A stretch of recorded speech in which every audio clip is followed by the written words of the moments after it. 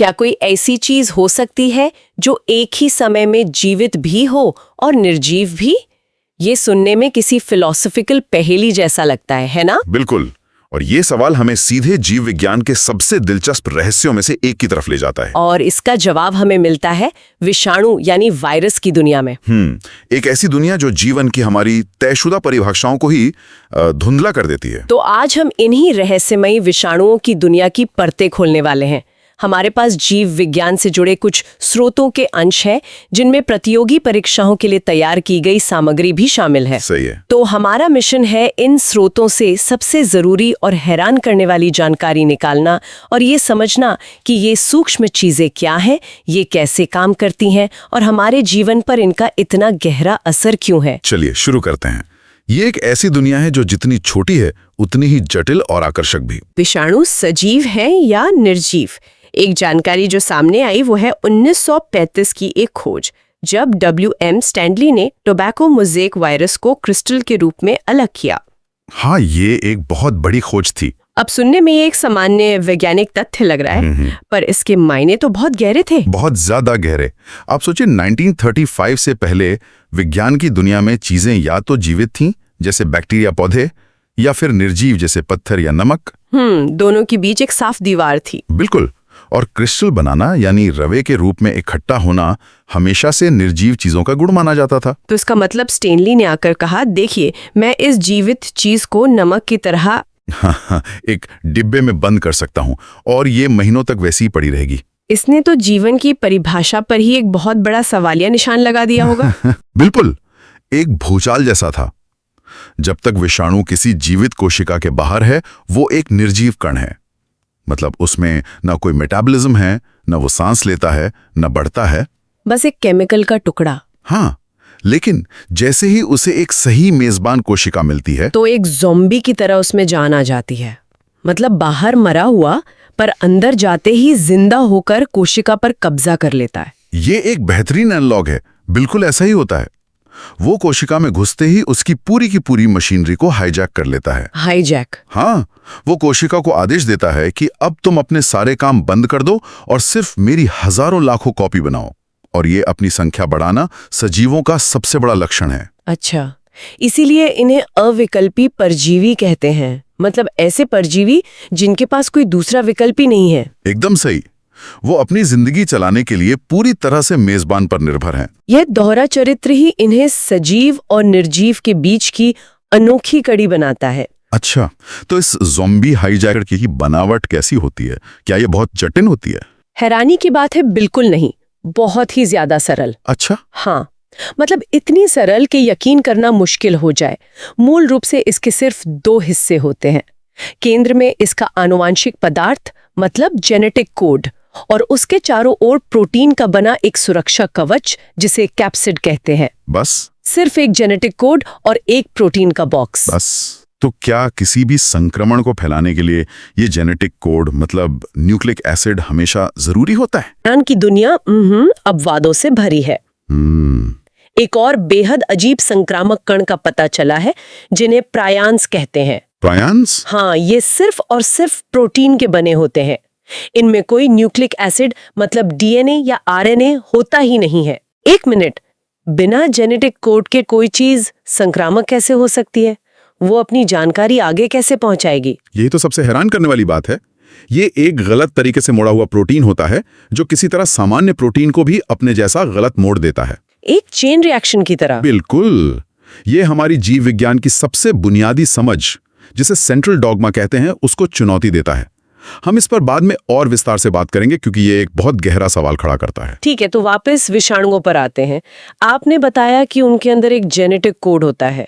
मुझे हमेशा लगता था कि डीएनए ही जीवन का मुख्य कोड है, क्योंकि वो ज्यादा स्थिर होता है।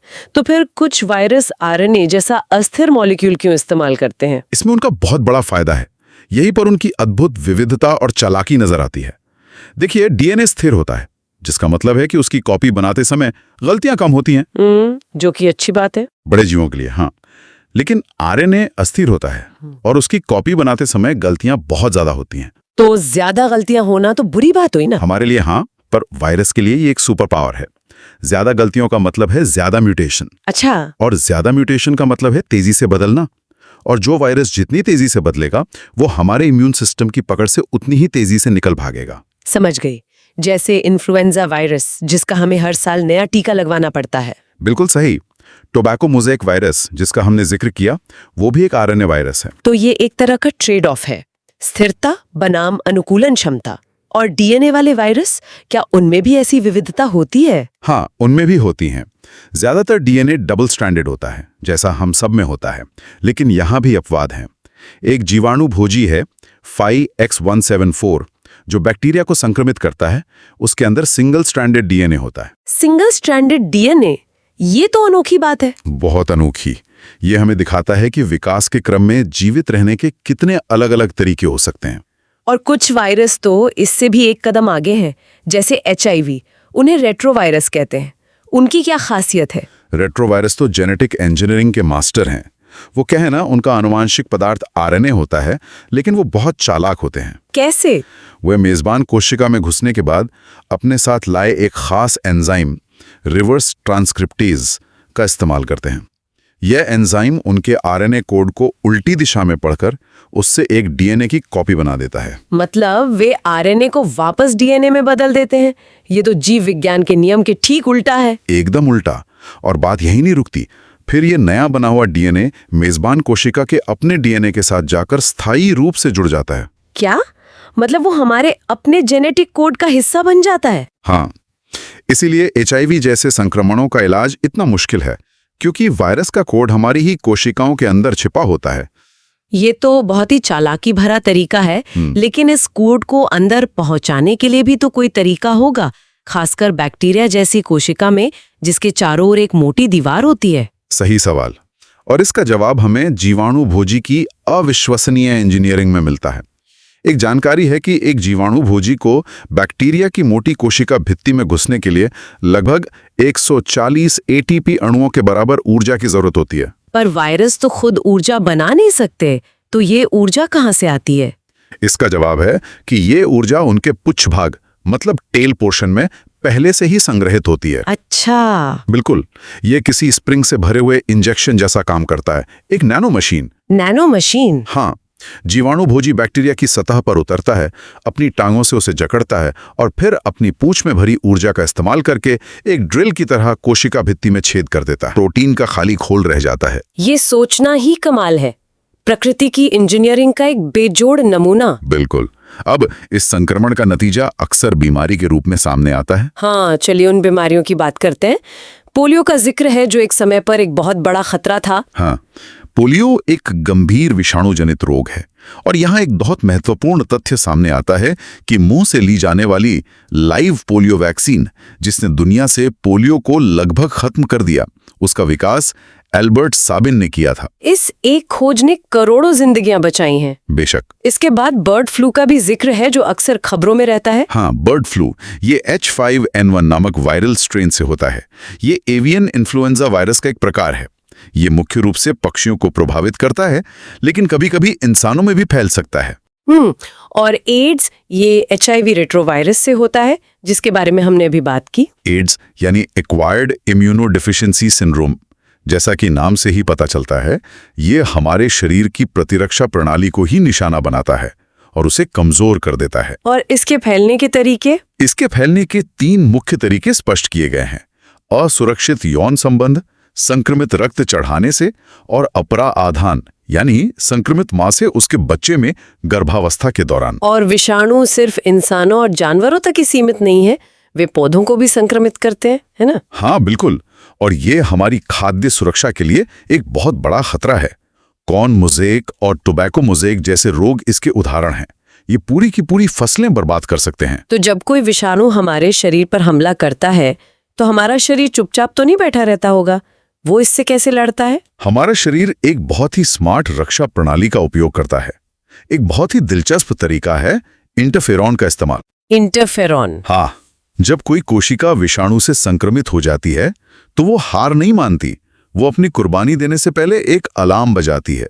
वो इंटरफेरॉन नाम का एक खास एंटीवायरल प्रोटीन बनाना और छोड़ना शुरू कर देती है। तो ये इंटरफेरॉन एक चेतावनी सिग्नल की तरह काम करता है। ठीक वैसे ही ये एक संदेशवाहक है जो संक्रमित कोशिका से निकलकर आसपास की स्वस्थ कोशिकाओं तक पहुंचता है और उन्हें चेतावनी देता है कि हमला हो चुका है, अपने दरवाजे बंद कर लो। अच्छा, ये सिग्नल पाकर स्वस्थ कोशिकाएं अपने अंदर ऐसे बदलाव कर लेती हैं कि विषाणु अगर उन तक पहुंच भी जाए तो वो अपनी प्रतियां नहीं बना पाता। ये तो वाकई अद्भुत है। एक कोशिका अपनी कुर्बानी देकर पूरे समुदाय को बचाती है ना? और जब हमें ये जानना हो कि संक्रमण हुआ है या नहीं, तो निदान के लिए क्या तरीके हैं? एड्स का पता लगाने के लिए एलिसा टेस्ट का जिक्र है। हाँ, एलिसा टेस्ट। इसका पूरा नाम है एंजाइम लिंक्ड इम्यूनोसॉर्बेंट असे। ये एक बहुत ही संवेदनशील और प्रचलित परीक्षण है। और ये काम कैसे करता है? एक दिलचस्प बात यह है कि ये परीक्षण सीधे वायरस को नहीं ढूंढता। तो फिर ये क्या ढूंढता है? ये हमारे रक्त में उस वायरस के खिलाफ हमारे शरीर द्वारा बनाई गई एंटीबॉडी का पता लगाता है। एंटीबॉडी मतलब हमारे इम्यून सिस्टम के सैनिक। बिल्कुल। अगर किसी के खून में HIV के खिलाफ एंटीबॉडीज मौजूद हैं, तो इसका मतलब है कि उसका शरीर उस वायरस से लड़ रहा है और वो व्यक्ति पॉजिटिव है। तो आज की चर्चा में हमने विषाणुओं की एक बहुत ही जटिल और आकर्षक दुनिया को समझा। हमने देखा कि वे कैसे सजीव और निर्जीव के बीच के एक धुंधली रेखा पर खड़े हैं। बिल्कुल, बाहर एक निर्जीव केमिकल और कोशिका के अंदर एक मास्टर मैनिपुलेटर। हमने उनके जेनेटिक कोड की विविधता को भी देखा और ये समझा कि आरएनए जैसा अस्थिर कोड उनके लिए एक विकासवादी सुपर पावर कैसे है, और रेट्रोवायरस कैसे हमारे अपने DNA में घुसपैठ कर लेते हैं। और हमने ये भी जाना कि वे जीवाणु भोजी जैसी नैनो मशीनों के जरिए कोशिकाओं को संक्रमित करते हैं और पोलियो, बर्ड फ्लू और एड्स जैसी गंभीर बीमारियों का कारण बनते हैं। साथ ही हमने इंटरफेरॉन जैसे हमारे शरीर के चालाक रक्षा तंत्र और एलिसा जैसे नैदानिक परीक्षणों के बारे में भी जाना। ये सब हमें वापस उसी गहरे सवाल पर ले आता है जिसे हमने बीच में छुआ था, प्रियॉन्स का। हाँ, प्रियॉन्स। जैसा कि हमने बात की, ये प्रोटीन युक्त संक्रामक कण हैं। इनमें कोई DNA या RNA नहीं होता। सिर्फ एक प्रोटीन, बिना किसी जेनेटिक कोड के, जो बीमारी फैला सकता है। ये विचारी जीव विज्ञान की नींव को हिला देता है। बिल्कुल। और यहीं पर मैं श्रोताओं के लिए एक विचारणीय प्रश्न छोड़ना चाहूंगा। हम हमेशा से ये सीखते और मानते आए हैं कि जीवन की निरंतरता और आनुवंशिकता का आधार न्यूक्लिक एसिड है। जानकारी एक पीढ़ी से दूसरी पीढ़ी तक एक कोड के रूप में जाती है। हाँ, लेकिन प्रियॉन्स इस पूरी धारणा को चुनौती देते हैं। अगर बिना किसी आनुवंशिक पदार्थ के केवल एक प्रोटीन का आकार ही संक्रामक हो सकता है और वो अपनी ये आकार वाली जानकारी दूसरे प्रोटीन में फैला सकता है, तो क्या हमें जीवन और आनुवंशिकता की अपनी स्थापित परिभाषाओं पर दोबारा सोचने की जरूरत नहीं है? ये हमें मजबूर करता है ये पूछने पर कि जानकारी आखिर क्या है। क्या वो सिर्फ एक केमिकल कोड है या वो एक भौतिक आकार भी हो सकता है? इस पर विचार किया जा सकता है। तो आपको ये डिस्कशन वाली कन्वर्सेशन टाइप की पॉडकास्ट वीडियो कैसी लगी, कमेंट बॉक्स में ज़रूर बताइएगा।